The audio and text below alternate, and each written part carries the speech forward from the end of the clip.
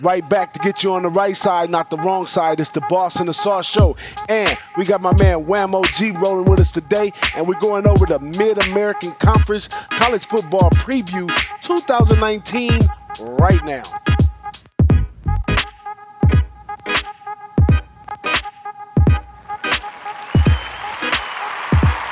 All right, yes, y'all.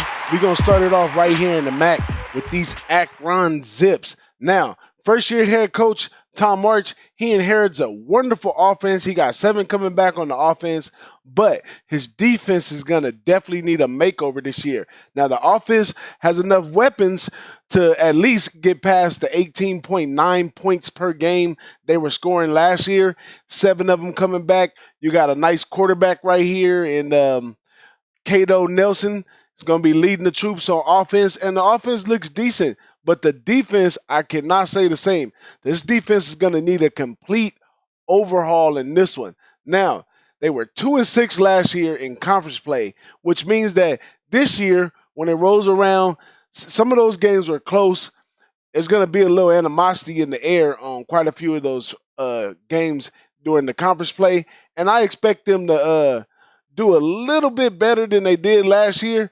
But September 14th, first conference game is going to be against Central Michigan, and this should set the tone for how they do in the conference. Now, even if they happen to get a couple of revenge games in next year with the toe-down defense like they got, I'm calling for 5-win maximum for this Akron team. Let me turn it over to my fellas and see what they had to say. What y'all got to say about this one? Go ahead, BigRagoo.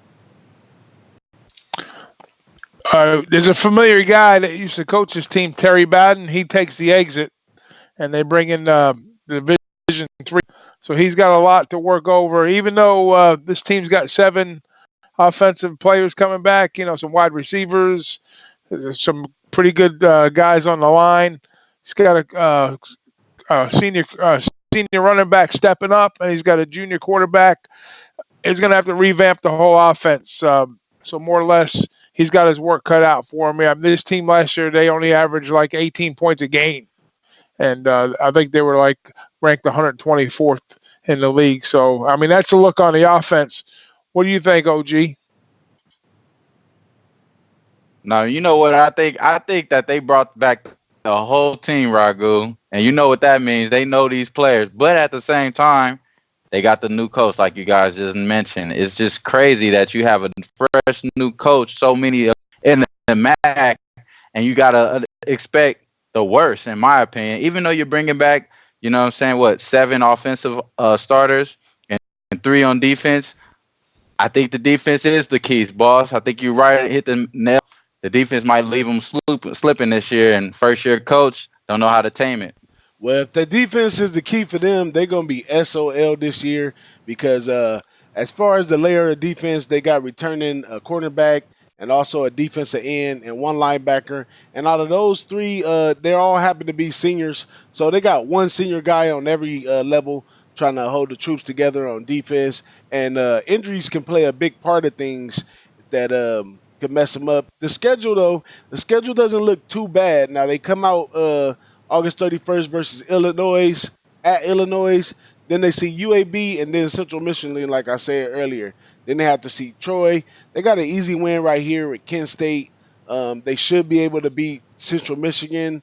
And they should have some luck somewhere down the road. But they do have to see a pretty tough Eastern Michigan team. Also, they have to see Buffalo, and this MAC conference is wide open right here. To me, they have a top and the bottom is small. What do you think about the MAC as an overall type deal, BigRagoo? Yeah, one side is definitely stronger than the other. We know that. I mean, on the eastern side where Akron is, even on the west side, we got 2 teams basically. You got Ohio and Buffalo. That's probably going to be up in your top tier teams. Then at the bottom, you're looking at Akron, Bowling Green, Kent State. Same thing on the other side with Eastern Michigan and Central Michigan. But schedule-wise, these guys are probably looking at a couple games across the conference, and if they could maybe escape with 3, 4 wins max is what I'm thinking. So it's all based on how they put their personnel together and what kind of defensive scheme they're going to put in. Like they were dead last in the conference against the rush on the I'm sorry, they were on the offensive side. They were dead last on rushing, but defensively speaking, they were kind of like somewhere in the middle. Actually, they were like ranked seventh, and then on the pass side, they were ranked like fourth. So it looks like they've got some, like you said, they got their work cut out for them, but they have some pieces in place that they can work with. Right. And you know what's even crazier is that they were 3-1 last year on non-conference games. If you guys remember, they did beat the 21st ranked Northwestern last year.